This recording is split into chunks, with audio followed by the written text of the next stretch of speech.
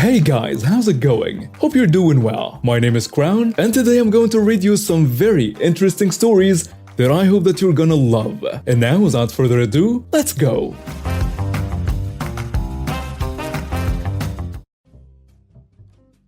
Neither me nor the family involved in the story supports any kind of violence here. This happened about a month ago, and I went to look for some Christmas gifts with my sister and her children, both 6 and 8 years old respectively. She had actually planned to buy them a Nintendo Switch after saving up enough money. We walked into that specific game store where we would get the console, alongside Mario Maker 2.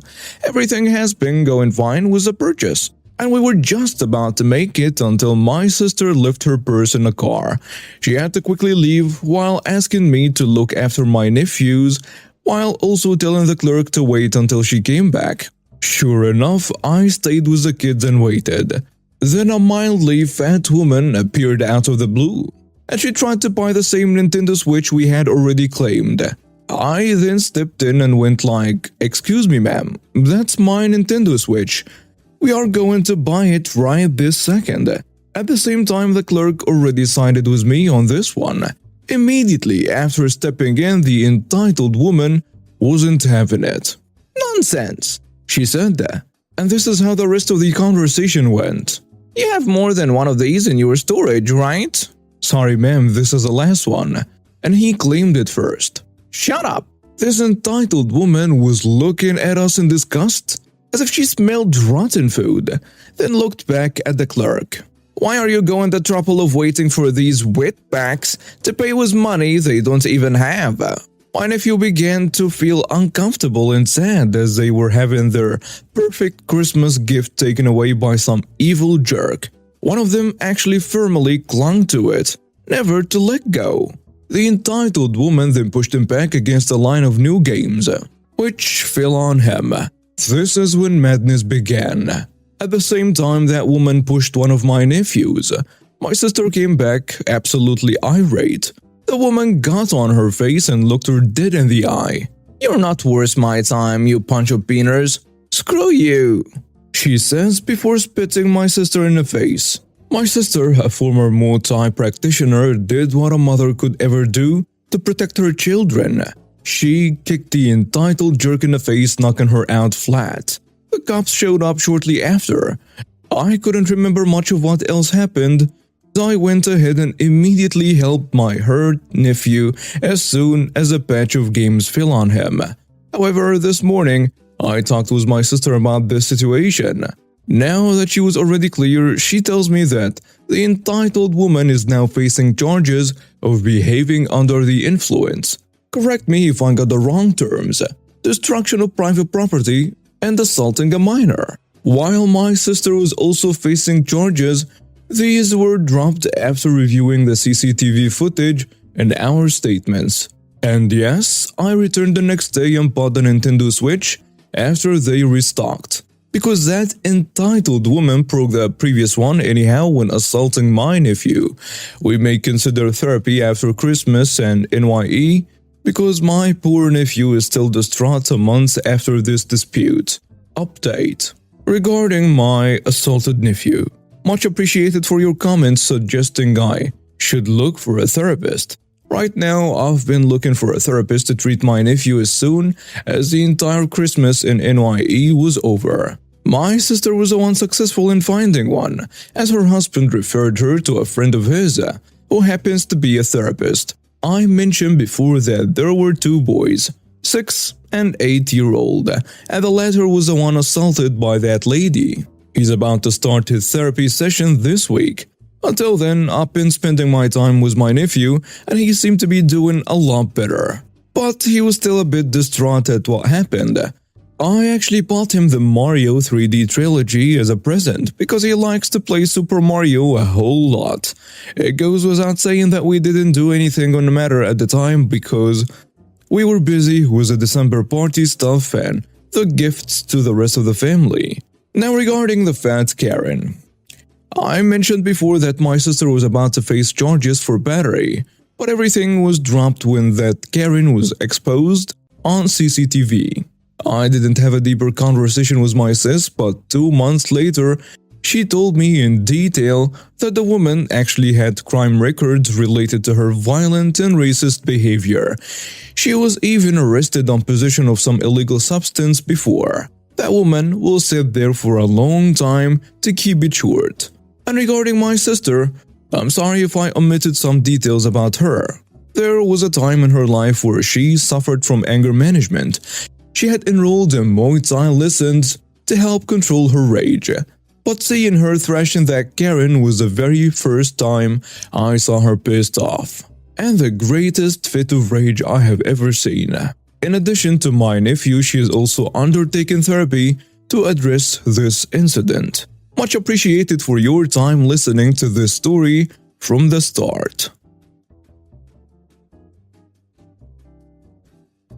About a decade ago, I worked an early morning shift at a fast food restaurant. We opened at 6 a.m., so I had to be at work at 5 a.m. I would leave my house at about 4:45 a.m. every morning. My management was pretty relaxed about the opening shift.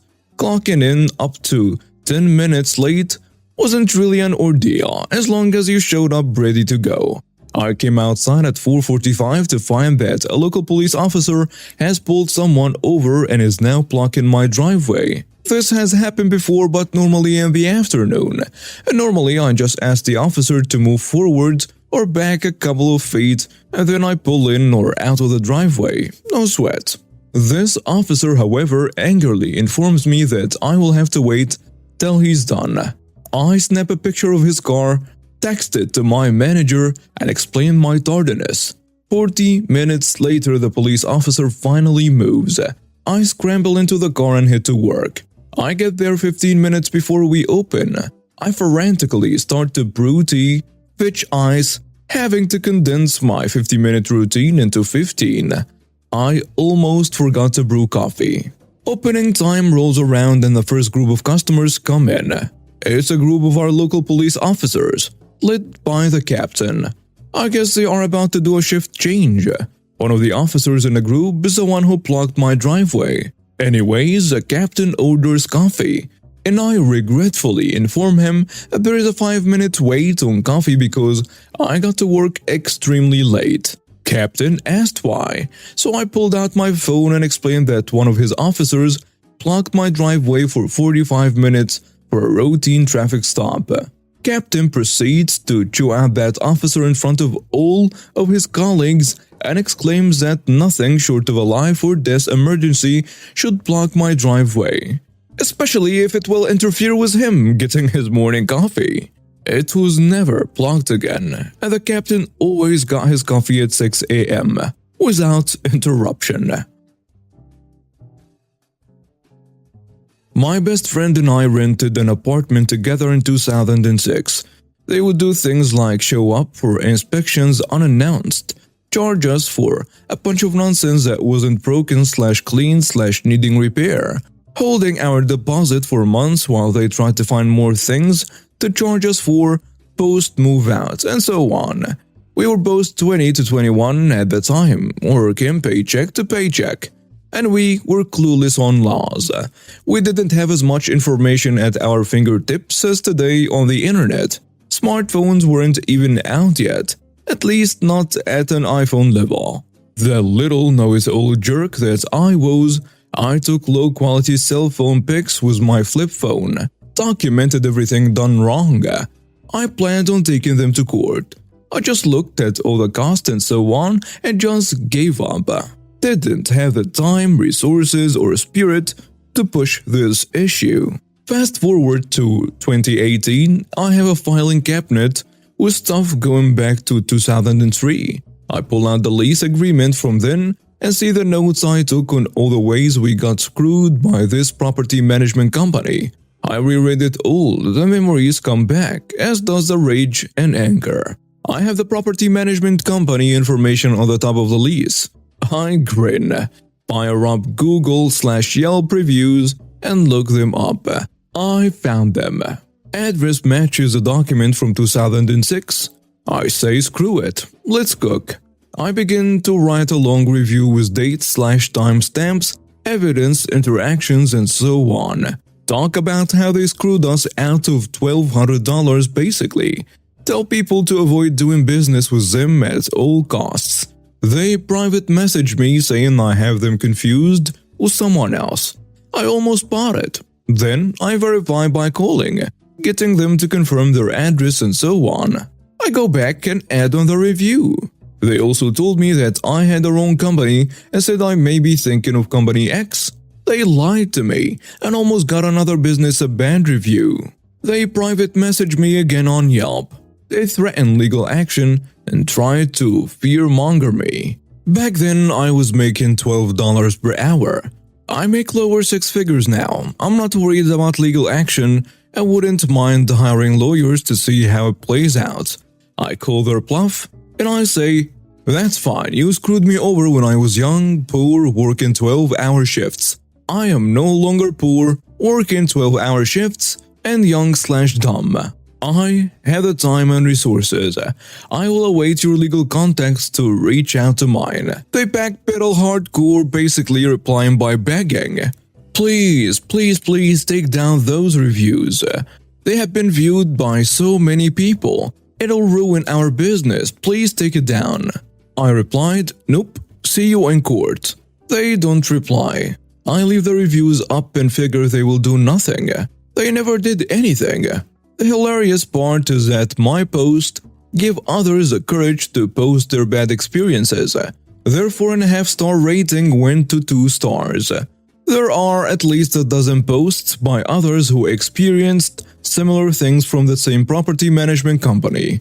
So now they have 2 stars and at least 12 reviews going into lints at how their company screwed over tenants.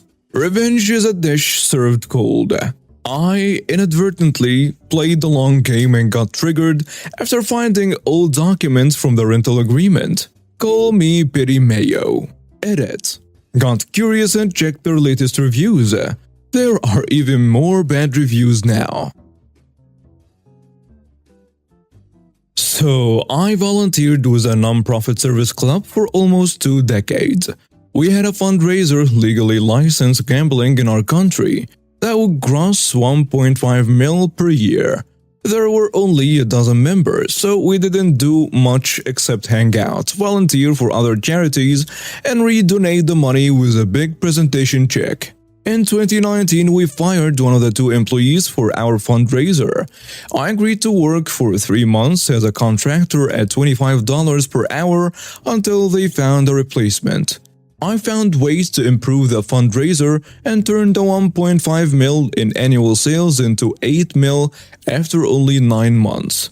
Then the virus hit, and I revamped everything again to get us 50 mil annual sales, 10 mil net profit in 6 months. I was working so hard, putting 50 to 60 hour weeks sometimes. The club was pressuring me to submit an invoice as I hadn't been paid the entire time. I wasn't motivated to charge anything since my original intent was to work for free for 3 months, but finally submitted the discounted invoice for $52K for the past 15 months after we all agreed I've been working too long and they dropped the ball in their intention to hire a replacement. They paid, but freaked out on me and accused me of greed, fraud, incompetence, and so on. It's a combination of their behavior and them being greedy, pushing for massive donations that will get them ahead in their professions, spending money on fancy gala dinners and golf tournaments with the rich elite of the community, and etc. And I was frustrated and pissed beyond belief. I stuck around and sometimes got guilted by members into staying after multiple attempts to quit for another year, out of loyalty to my staff, almost 2 dozen at that point, and the charities I was involved with for decades. But I finally broke and walked away at the end of 2021. And here is where the malicious compliance comes in. Before leaving, I was implementing a 2-part plan for another revamp of the fundraiser to keep up with the huge sales and prices. Each part had benefits and consequences individually, so they had to be implemented together to balance each other out. The first part took a long time to plan before I left, and once it was ready, it was easy to put the second part in action right away. I report what I was doing to the club, and they accused me of being incompetent once again for not understanding the consequences of the second part of the plan. They didn't understand the big picture, but I was tired of arguing with them. I implemented the first part as they had approved because everything was already changed over and impossible to revert back. I didn't try to convince them at all about the second part being necessary and left them to deal with the consequences after quitting. A year later, they are accusing me of sabotaging them and not explaining the need for the second part. The fundraiser has fallen apart this past year with less than 2 million sales, but still with massive expenses, as well as a crappy revamped system bleeding money. They have reportedly lost money this year and have no idea what went wrong. I deleted all of my documents and plans when I returned the work laptop to them, also as malicious compliance because they asked for it in original condition and ready for someone new to use. And now we have reached the end of today's stories. Thank you for watching and see you next time.